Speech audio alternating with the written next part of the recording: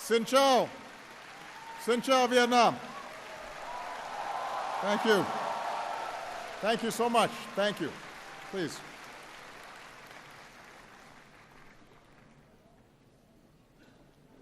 To the government and the people of Vietnam, thank you for this very warm welcome and the hospitality that you've shown me on this visit. And thank all of you for being here today.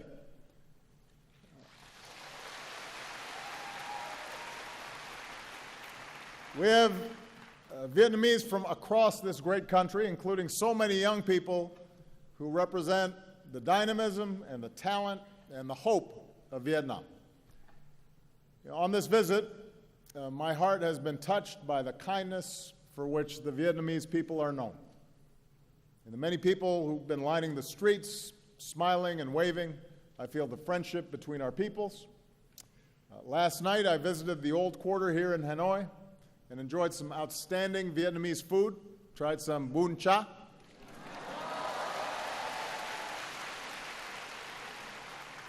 Drank some beer Hanoi. But I have to say, the busy streets of this city, I've never seen so many motorbikes in my life.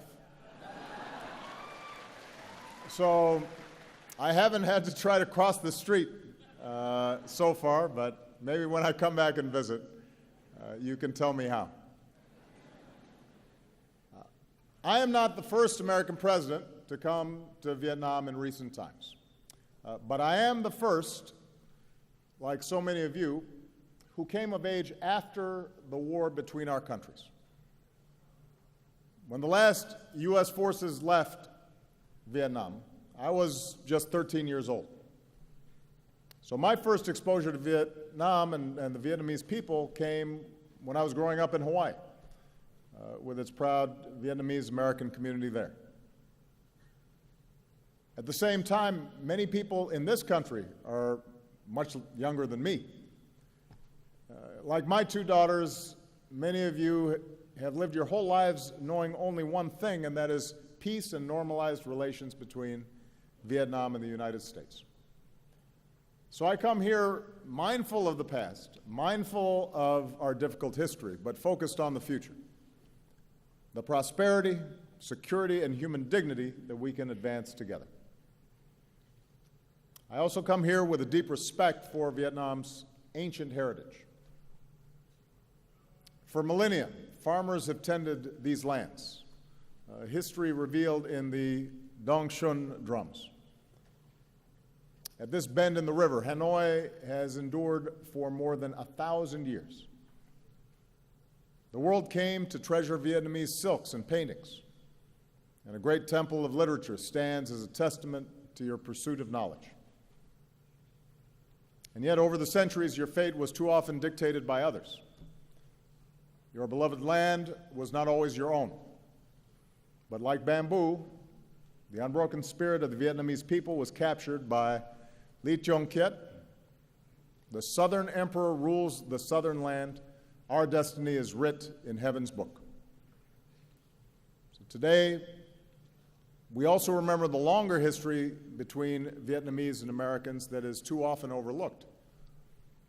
More than 200 years ago, when our founding fathers, Thomas Jefferson, sought rice for his farm, he looked to the rice of Vietnam, which he said had the reputation of being whitest to the eye, best flavored to the taste, and most productive. And soon after, American trade ships arrived in your ports seeking commerce. During the Second World War, Americans came here to support your struggle against occupation. When American pilots were shot down, the Vietnamese people helped rescue them. And on the day that Vietnam declared its independence, crowds took to the streets of this city, and Ho Chi Minh evoked the American Declaration of Independence. He said, "All people are created equal. The Creator has endowed them with inviolable rights. Among these rights are the right to life, the right to liberty, and the right to pursuit of happiness." In another time, the profession of these shared ideals and our common story of throwing off colonialism might have brought us closer together sooner. but instead Cold War rivalries and fears of communism pulled us into conflict. Like other conflicts throughout human history, we learned once more a bitter truth: that war, no matter what our intentions may be, brings suffering and tragedy. At your war memorial, not far from here, and with family altars across this country, you remember some 3 million Vietnamese soldiers and civilians on both sides who lost their lives.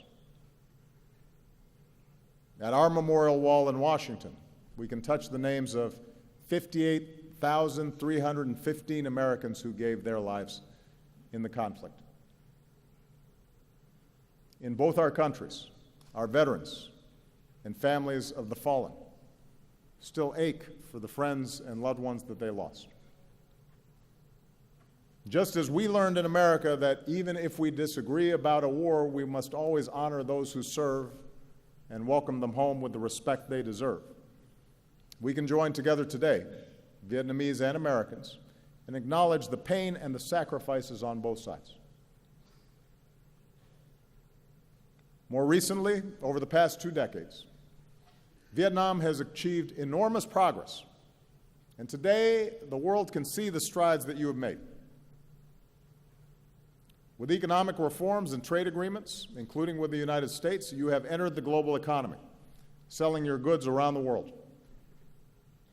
More foreign investment is coming in, and with one of the fastest growing economies in Asia, Vietnam has moved up to become a middle-income nation. We see Vietnam's progress in the skyscrapers and high-rises of Hanoi and Ho Chi Minh City, new shopping malls and urban centers. We see it in the satellites Vietnam puts into space and a new generation that is online, launching startups and running new ventures. We see it in the tens of millions of Vietnamese connected on Facebook and Instagram. And you're not just posting selfies, although I hear you do that a lot. And so far, there have been a number of people who have already asked me for selfies. You're also raising your voices for causes that you care about, like saving the old trees of Hanoi. So all this dynamism has delivered real progress in people's lives. Here in Vietnam, you've dramatically reduced extreme poverty, you've boosted family incomes, and lifted millions into a fast-growing middle class. Hunger, disease, child and maternal mortality are all down. The number of people with clean drinking water and electricity, the number of boys and girls in school, and your literacy rate, these are all up. So this is extraordinary progress. This is what you have been able to achieve in a very short time. And as Vietnam has transformed, so has the relationship between our two nations. We learned a lesson taught by the Venerable Thich Nhat Hanh, who said, "In true dialogue, both sides are willing to change." In this way, the very war that had divided us became a source for healing. It allowed us to account for the missing and finally bring them home. It allowed us to help remove landmines and unexploded bombs, because no child should ever lose a leg just playing outside. Even as we continue to assist Vietnamese with disabilities, including children, we are also continuing to help remove Agent Orange, dioxins, so that Vietnam can reclaim more of your land. We're proud of our work together in Da Nang, and we look forward to supporting your efforts in Bien Hoa. Let's also not forget that the reconciliation between our countries was led by our veterans who once faced each other in battle. Think of Senator John McCain, who was held for years here as a prisoner of war, meeting General Zat, who said our countries should not be enemies but friends. Think of all the veterans, Vietnamese and American, who've helped us heal and build new ties. Few have done more in this regard over the years than a former Navy lieutenant and now Secretary of State for the United States, John Kerry, who is here today, and on behalf of all of us, John, we thank you for your extraordinary efforts.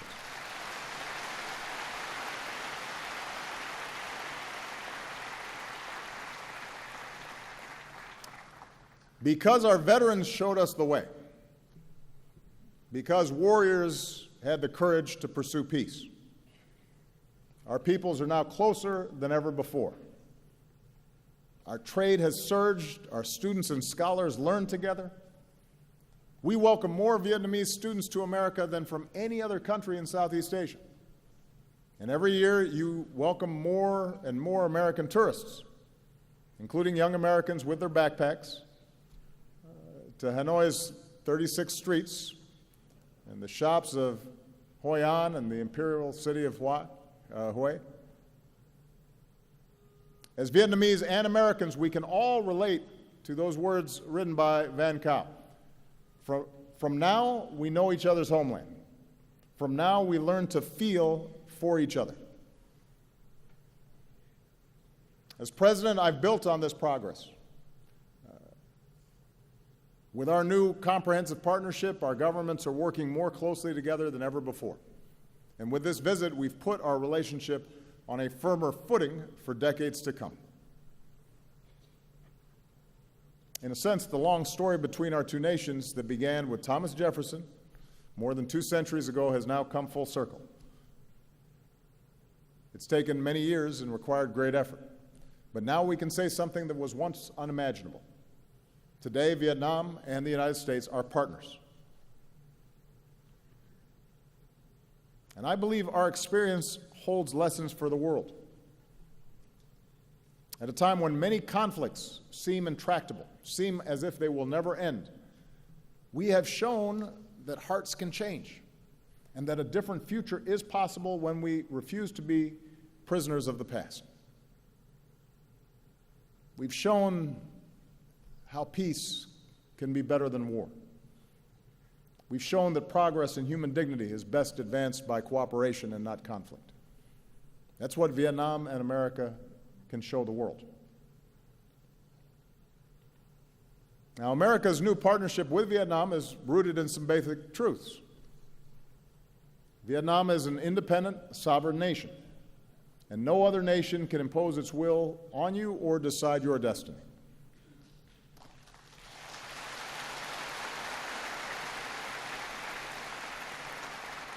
Now, the United States has an interest here. We have an interest in Vietnam's success.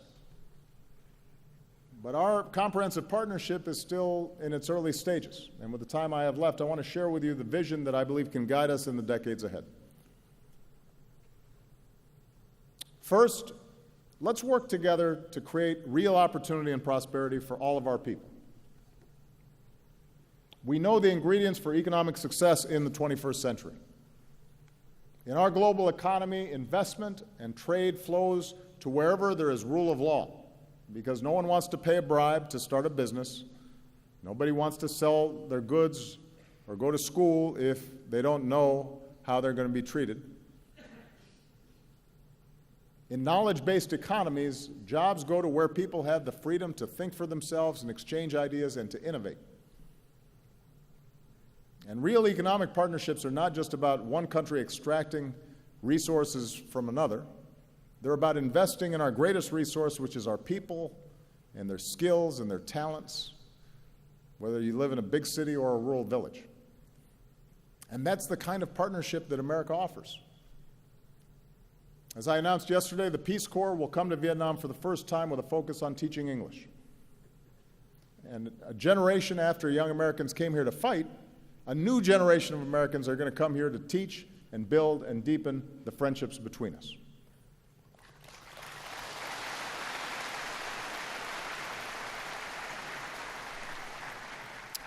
Some of America's leading technology companies and academic institutions are joining Vietnamese universities to strengthen training in science, technology, engineering, mathematics, and medicine. Because even as we keep welcoming more Vietnamese students to America, we also believe that young people deserve a world-class education right here in Vietnam. It's one of the reasons why we're very excited that this fall, the new Fulbright University Vietnam will open in Ho Chi Minh City, this nation's first independent nonprofit university. where there will be full academic freedom and scholarships for those in need.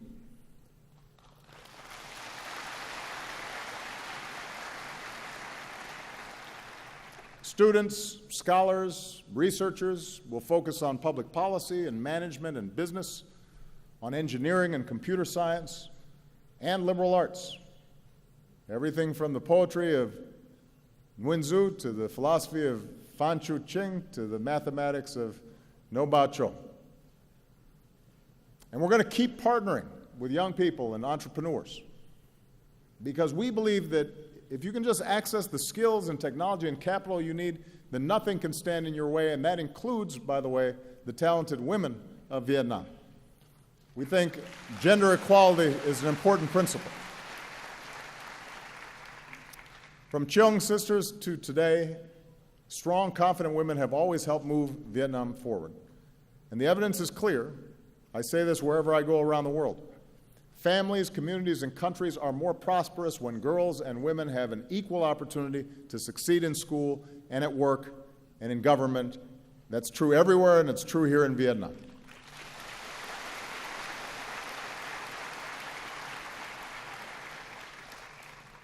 We'll keep working to unleash the full potential of your economy with the Trans-Pacific Partnership. Now, here in Vietnam, TPP will let you sell more of your products to the world, and it will attract new investment. TPP will require reforms to protect workers and rule of law and intellectual property. And the United States is ready to assist Vietnam as it works to fully implement its commitments. I want you to know that as President of the United States, I strongly support TPP because you'll also be able to buy more of our goods, made in America. Moreover, I support TPP because of its important strategic benefits. Vietnam will be less dependent on any one trading partner and enjoy broader ties with more partners, including the United States.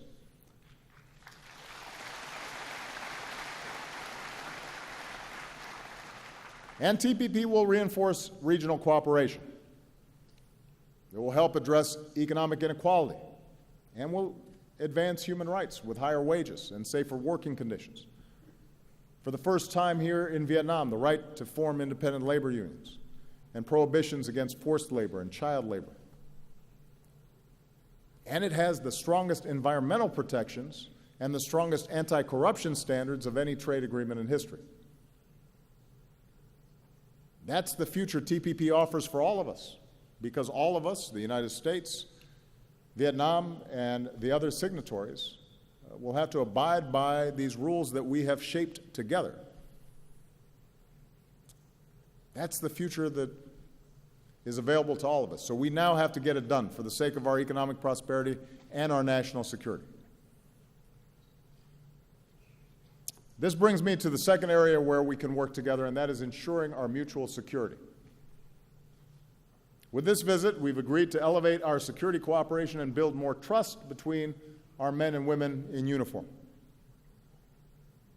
We'll continue to offer training and equipment to your Coast Guard to enhance Vietnam's maritime capabilities. We will partner to deliver humanitarian aid in times of disaster. With the announcement I made yesterday to fully lift the ban on defense sales, Vietnam will have greater access to the military equipment you need to ensure your security. And the United States is demonstrating our commitment to fully normalize our relationship with Vietnam.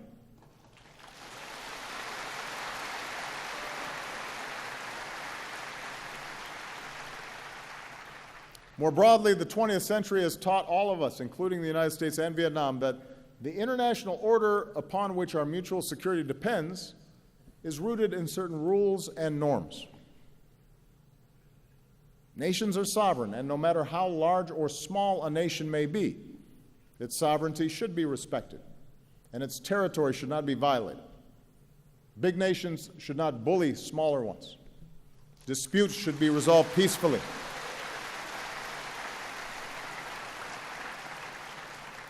And regional institutions like ASEAN and the East Asia Summit should continue to be strengthened.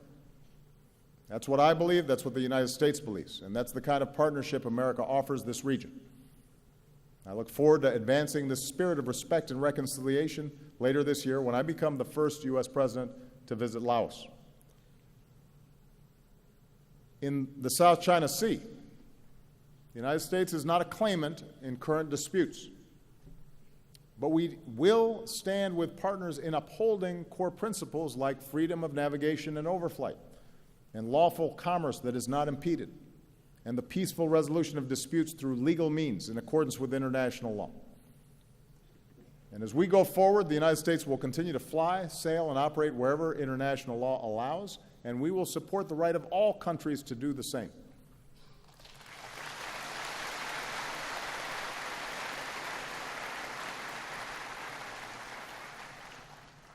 Now, even as we cooperate more closely in the areas I've described, our partnership includes a third element: addressing areas where our governments disagree, including on human rights. I say this not to single out Vietnam. No nation is perfect. 2 centuries on, the United States is still striving to live up to our founding ideals. We still deal with our shortcomings: too much money in politics and rising economic inequality, racial bias in our criminal justice system, women still not being paid as much as men doing the same job. We still have problems, and we're not immune from criticism. I promise you, I hear it every day. But that's scrutiny, that open debate, confronting our imperfections and allowing everybody to have their say, has helped us grow stronger and more prosperous and more just. So I've said this before: the United States does not seek to impose our form of government on Vietnam. The rights I speak of, I believe, are not American values. I think they are universal values, written into the Universal Declaration of Human Rights. They're written into the Vietnamese Constitution, which states that citizens have the right to freedom of speech and freedom of the press, and have the right of access to information, the right to assembly, the right to association, and the right to demonstrate. That's in the Vietnamese Constitution.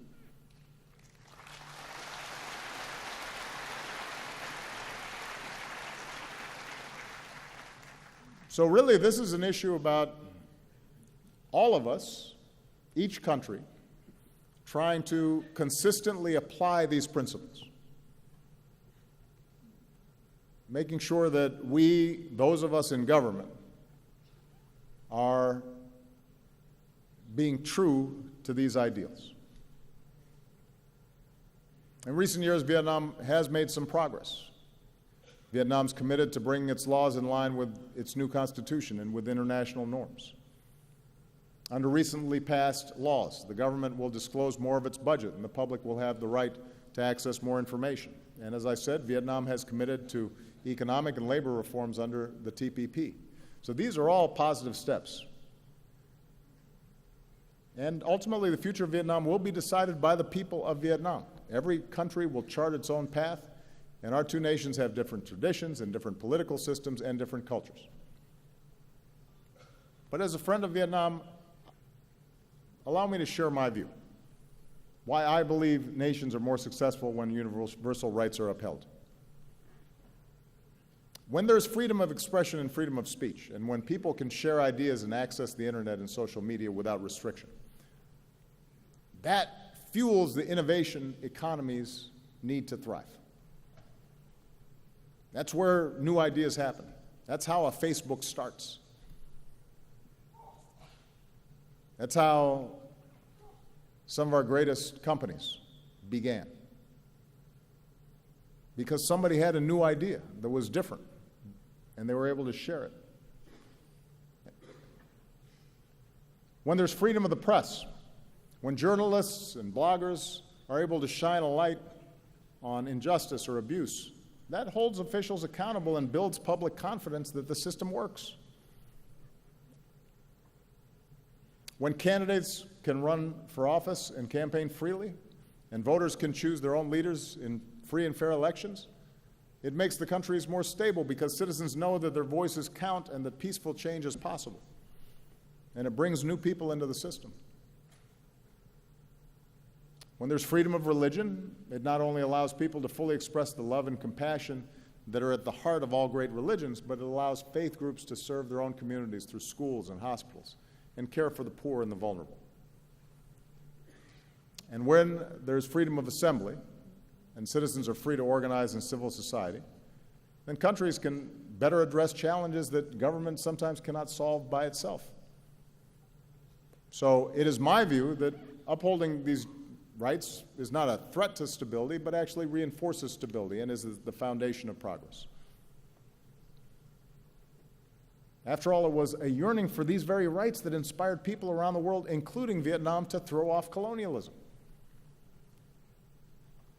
And I believe that upholding these rights is the fullest expression of the independence that so many cherish, including here, in a nation that proclaims itself to be of the people, by the people, and for the people.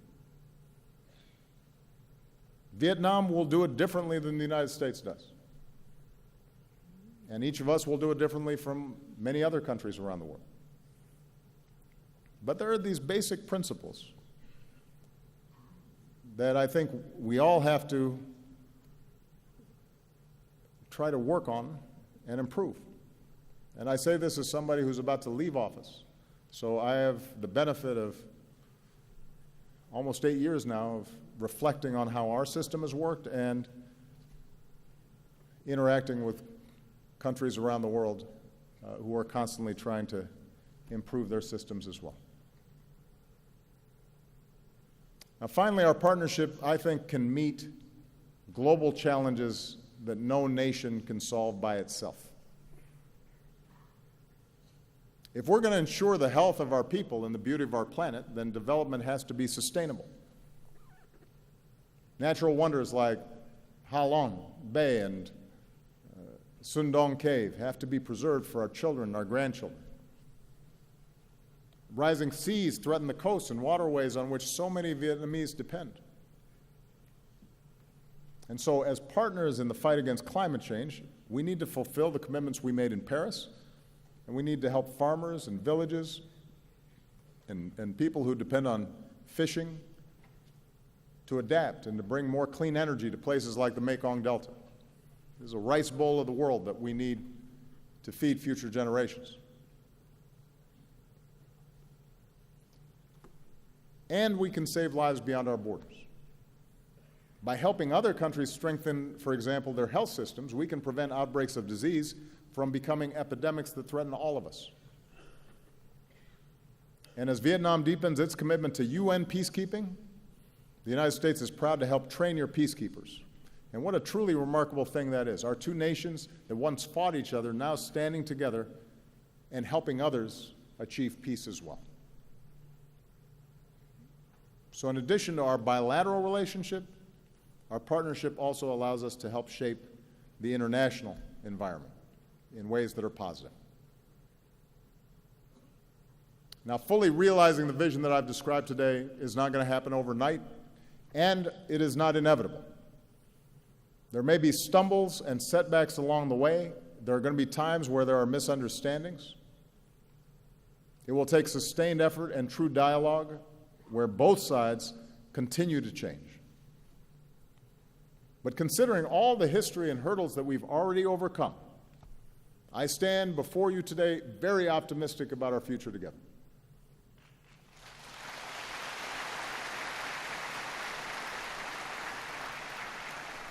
And my confidence is rooted, as always, in the friendship and shared aspirations of our peoples. I think of all the Americans and Vietnamese who have crossed a wide ocean, some reuniting with families for the first time in decades, and who, like Jin Kong Sun said in his song, have joined hands in opening their hearts and seeing our common humanity in each other.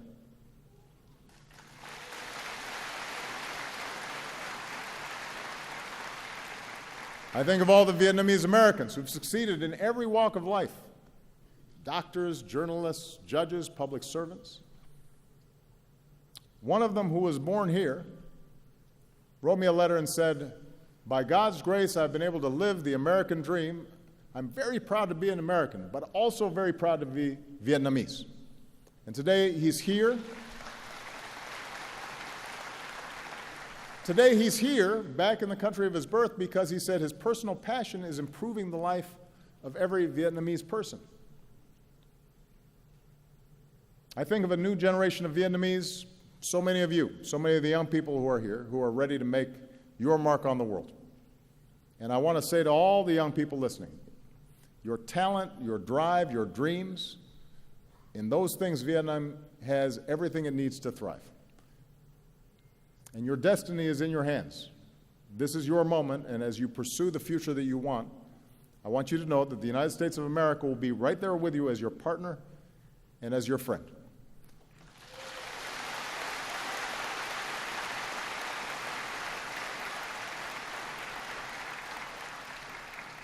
And many years from now, when even more Vietnamese and Americans are studying with each other, innovating and doing business with each other, standing up for our security and promoting human rights and protecting our planet with each other, I hope you think back to this moment and draw hope from the vision that I've offered today.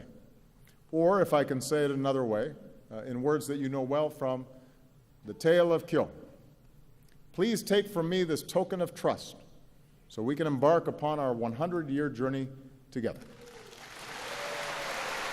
Kamun Chak Van. Thank you very much. Thank you, Vietnam. Thank you.